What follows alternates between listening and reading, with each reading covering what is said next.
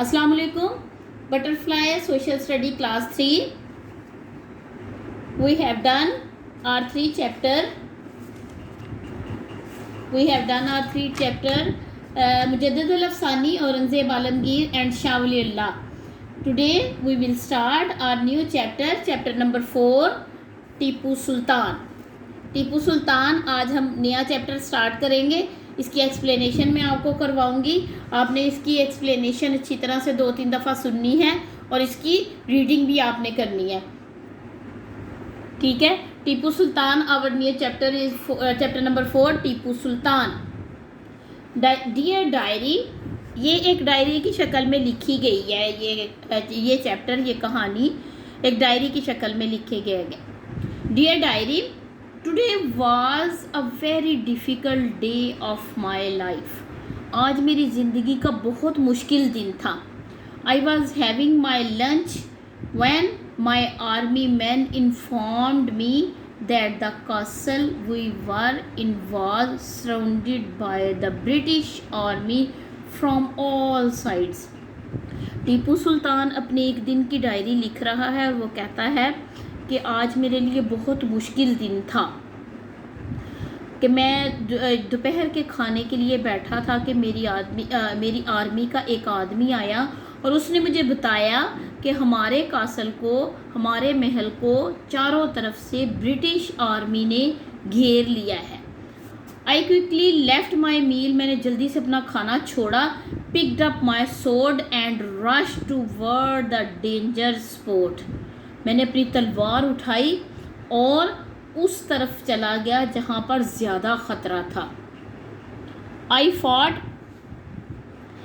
Fought very bravely, मैं बड़ी बहादुरी से लड़ा. During the fight the British army offered an agreement to take some of my state in return for my people's protection. तो इस लड़ाई के दौरान ब्रिटिश आर्मी ने उन्हें ऑफ़र किया कि वो उनके साथ एक एग्रीमेंट कर ले कि वो अपने स्टेट के कुछ लोगों को तहफ़्फ़ुज़ देंगे. I didn't agree and refused with the word that.